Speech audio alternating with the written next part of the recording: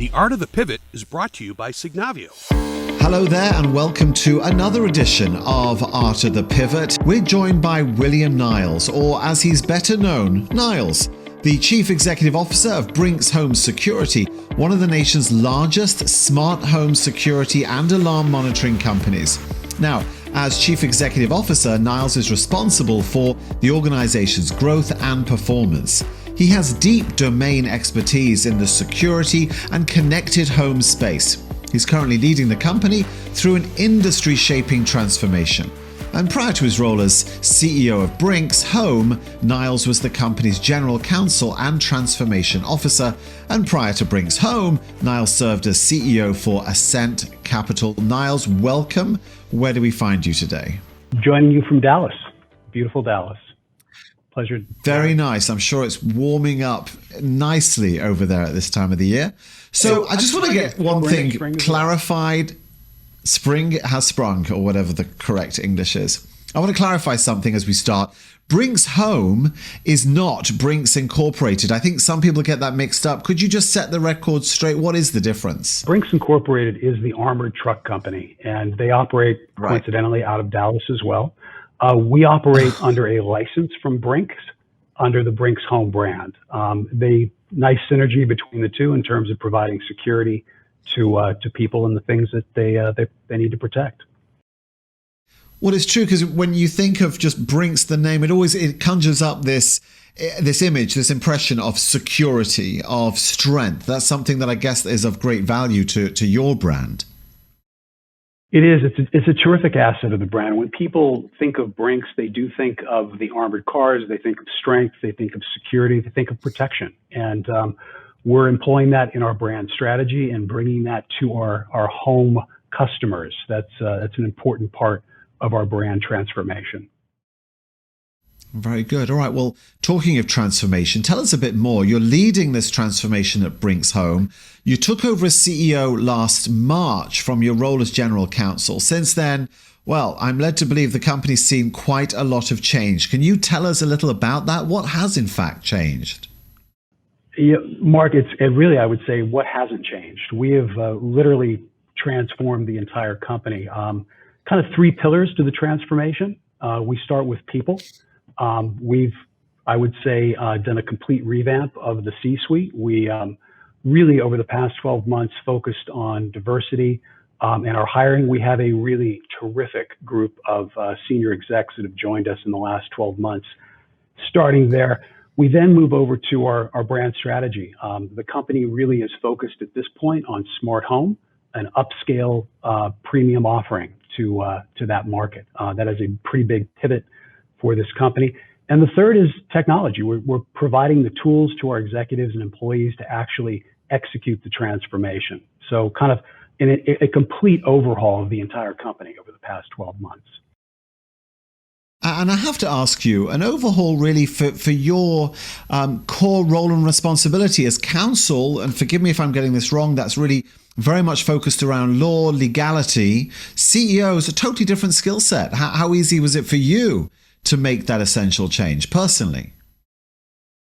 So that's a great question, Mark. I've been in corporate America for 25 plus years. I was co-managing director of actually an entertainment technology company back earlier, about 10 years ago. So the pivot wasn't that hard. It really is. I have a strong belief in team building. And if you build the right team, the right culture, you can actually execute with a shared vision. So my primary pivot, Mark, was building that team that has the shared vision and then providing them with the tools. It really was not difficult to do that. That's just the way that I think things work well. And we've seen the results this year. For sure. And in fact, looking at the list of changes that you've implemented, including your own, some would say it seems pretty aggressive. That's a lot to do in a short time.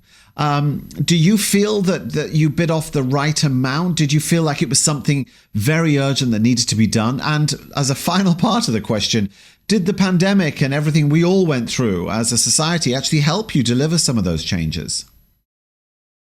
Wow. There's a lot to chew on there. I think if you ask my senior executive team, they would say that I'm asking them to do too much too fast. Right. That's just the Right. nature of the game. We gotta push, Yes. push, push. That said, we have a very disciplined approach to a transformation. We have what's called a transformation office, which actually serves as an air traffic control for all of the key initiatives that take place in the company. We are literally changing our go-to-market. We're changing our customer service. We're changing our service delivery, all of which require massive changes in technology and people. And you have to sequence that correctly. So that has been a huge challenge. We literally meet daily to assess those projects, where they sit, and how to prioritize them. In a transformation, you really need to toggle your resources, whether it's even HR, it's your data, it's your IT. All those resources are finite to some extent, and so we really Right. focus on those items that will give us the biggest return in the shortest period of time. And that is a I'm balancing fascinated act by every this. day.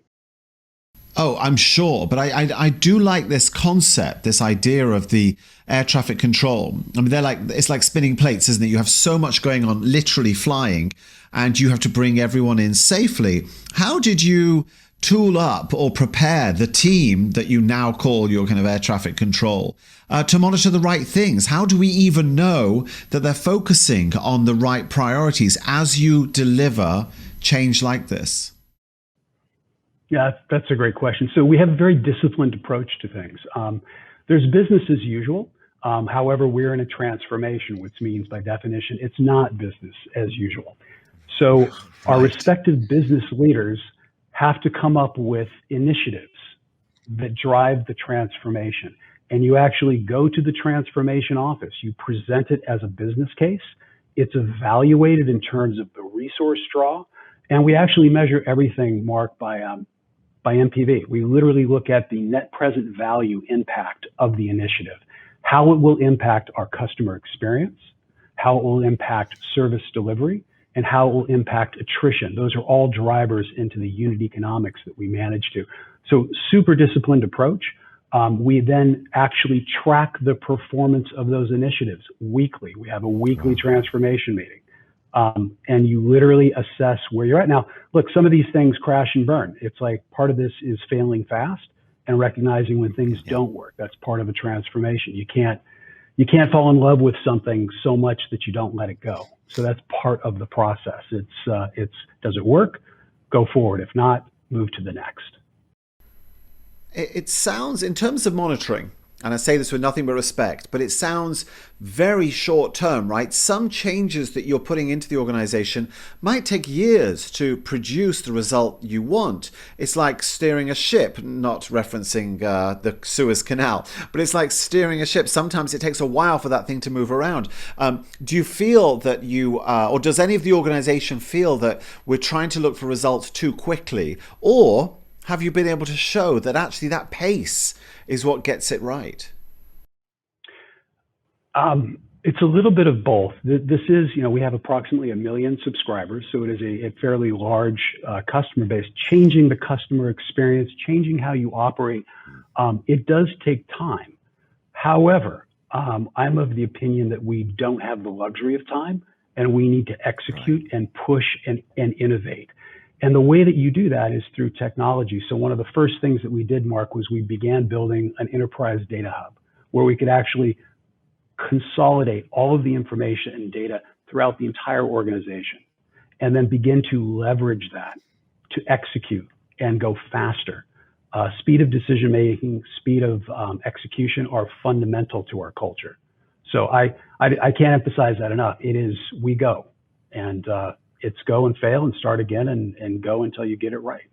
So it sounds exciting. This data hub is fascinating. A lot of people watching and listening right now will love to know how you came by this great asset. Did you build it yourselves? Did you bring other organizations and partners in? Did you know what you needed in a hub like this before you actually started assembling it as an organization?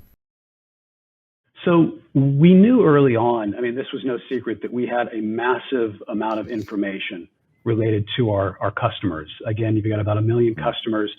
You probably have anywhere from 4, 6, 7, 8 pieces of equipment in each customer's home, all of which is generating data and information. You also have all of the touch points in the customer journey, from customer service, service delivery. So how do you take all of that information and put it into one consumable pool where you have one common language? So we knew we needed to do that. We worked with McKinsey and Company at first and kind of the preliminary architecture. We then brought in some third-party consultants. One of my key hires early on, Dinesh Kalwani from Omnitrax, he was tasked with actually launching and building the Enterprise Data Hub.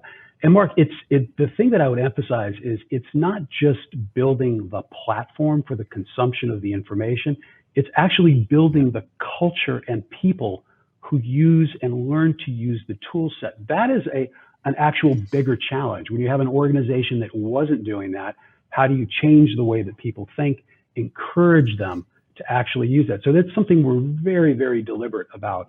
Another key hire I was telling you about, our new exec team, Kevin Lyons, he literally is charged with changing the culture. And that culture is you have to use data, you have to measure what you're doing, and then you drive that through the organization. I mean, all the way down to our service reps. We want them to understand the power of data, how to leverage it. I've heard it said in the past that part of the ongoing culture change is getting people inside the organization to actually love data, to embrace it. And that is a change. And let's be honest, some people, especially if they've been with Brinks for a while, they might have done it one way for many years and it was not broken. So why are we fixing it? It's hard, right? Because you're faced then with the decision, do we try and convert this person to understand the great value and to fall in love with data? Or is it time to perhaps say farewell? It is a tough change for a lot of people. Any top tips on how you created that desire for change in maybe some of the longer serving team members? So a couple things. One, you have to assess your bench, your roster, your players, and you have to make sure that you have the right people in the right positions. And so there's an initial assessment of, do you have people who are willing to embrace change and those that aren't? And clearly those that aren't, they are not here. There was I would say, fairly significant change when I took over. And then I was very deliberate in recruiting people who bought into that vision. And part of that is for them to then proselytize to the rest of the organization. And it's something that I talk about as CEO in almost every conversation I have throughout the organization. It all comes down to unit economics, the data that supports that. How are you measuring what you're doing? That then begins to permeate your organization. And it's a day in and day out thing. You do it every day. It is not one and done. So it is, it's been actually a very gratifying process because I've seen the results now of people adopting it, using the tools. We ran our first self-learning AI pilot just a month ago, produced tremendous results, and all based on our EDH, the Enterprise Data Hub, and leveraging the data. So it's just, people are now seeing, oh, this actually works. This will make us more efficient. And it brings you closer to the customer. You can understand the customer on a one-to-one basis by understanding the data. Just be careful about letting that AI into the CEO's office, because they might look at that seat and go, I'm going to have a little sit down there. I'm learning pretty quick on the job. You mentioned the all-important customer, and you're right. Why do any of this change? Why alter the culture of the organization and the way you use data unless it's what the customer wants or needs? Are you guys ahead of the customer right now? You're showing them what's possible? Or was the customer leading you by going, Brinks, you guys need to catch up and start to lead here? That is a great question, because at the end of the day, Mark, everything comes down to the customer. Everything that we do is about how do we get closer to the customer and provide them with value. And just, our business model, we are not selling just a product and we're done. We're actually selling a relationship. When we go into a home and install a smart home security system, our expectation is that we will partner with that customer for anywhere from 8 to 10 years. We want to build a relationship. So the data set helps us do that. And that's where everything comes back to, how do we support and provide a premium experience to the customer. That's what differentiates us from parts of the competition in this space. And it's true, isn't it? When something like a product in your industry is delivered well, the customer, if they're using it properly and they're using all the tools that are available to them, will get the feeling of absolute control. Control over their home, control over their family security. And that's something that's really quite addictive. You know, once you get a taste for that, there's no way you're going to an inferior service, even if you're saving a few dollars every month. So I guess an element of this is showing the customer, is educating the customer what's actually possible. Yeah, that's a great point. I think we're in a really interesting time, Mark. I think what we're going to see is an acceleration of innovation in the home IoT smart home space.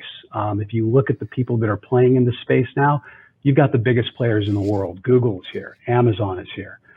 There are a lot of new entrants. I'm really excited about that because I don't think there's going to be a one killer product set. It really will come down to how do you curate the innovation, put that in a consumable platform, make it easily accessible to the consumer, and provide them with the support and love that you have to give your customers. So in terms of products, I think we'll just see a massive amount of innovation over the next 12, 36, 60 months. It's just the nature of this business and where we're headed with the home and tech. That's absolutely where we're headed. Niles, let me challenge you, okay? Because it would be a brave CEO in your position to promise that you can out-innovate Google. They're having a go. They're playing hard. Is there enough space in the market for the big players like that, with all of the innovation they can bring to bear, and an organization such as yours with great loyal customers and a changing culture? Is there enough space for both? I think there's absolutely space for both. And in fact, I'm thrilled that Google has actually entered this space. It is attracting other entrants. It's actually allowing me to attract talent. One of the selling points that I have is, you want to play against the best? Come join us. We'll innovate and we'll provide that premium customer experience and differentiated experience. Google is Google. They're going to be there. I think some people will be, I'm not sure how they'll feel about having Google in their home with video cameras and things like that. But we'll deal with that. That's part of the challenge, and we welcome that. We're actually thrilled by it.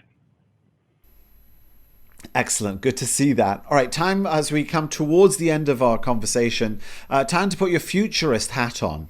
I've got a security system here at my home in Boston. It's got, window sensors, door sensors. The alarm is connected. It's online. But I'm guessing that's not the end of the home security story. What's next? What can we look forward to? What should we be asking of our home security supplier? Well, if we're being a futurist and we're just having fun, Mark, looking ahead to the future, Sure. Several years out, I think really what you'll be looking at is digital sentries. You'll have AI-enabled smart video cameras who really, really understand facial recognition. There'll be a whole different level of, I would call, video sentries around the home. That will be, I think, a major change. And I think also the way that people interface with their systems, it's going to be far more mobile enabled, probably less panels. You probably have a panel right now that probably goes away at some point. But I would say video, the visual experience is probably going to be the biggest driver of change over the next 3 to 5 years. And we will see some fairly significant advancements in that space. Nice. I would like to suggest armed drones. Make them trustworthy. I don't want them shooting me by mistake, but I think an armed drone would be a great addition for the home. I'm totally into it. I love tech, and I love the idea of knowing what's going on. If I get an alert on my system that there's some movement or something's happening, I do feel like I have a sense of control, and it makes me feel a bit safer. And in the end, that's, I guess, what it's all about. So then, now the serious futurist bit. This is my final question to you. What is next for Brinks Home? You've created incredible change. It's happened very quickly. You've adapted the culture within the organization. You're playing with the biggest in the world, quite frankly. So what's next for Brinks Home? What's next, Mark, is to compete and win. It's building that esprit de corps in this company, all 1,600 employees. I call it the pirate ship, that we're going to sail into this brave new world and win. I mean, candidly, I couldn't be more excited about what the future holds, not only for this company and its employees, but most importantly for our customers. That's the future for us, which is, again, getting close to the customer, using data and information to provide them with a better experience, making them feel safe, and really providing them with peace of mind, which at the end of the day is something that it is hard to put a price upon. Well, I have to say, it is a very impressive sounding pirate ship, and I suspect you're a whole lot more capable than Captain Jack Sparrow. Niles, thank you so much for spending time with us today, for sharing your stories, your insight, and your predictions for the future of home security from Brinks Home. Niles, thank you very much. Mark, it's a pleasure. Thank you. The Art of the Pivot is brought to you by Signavio.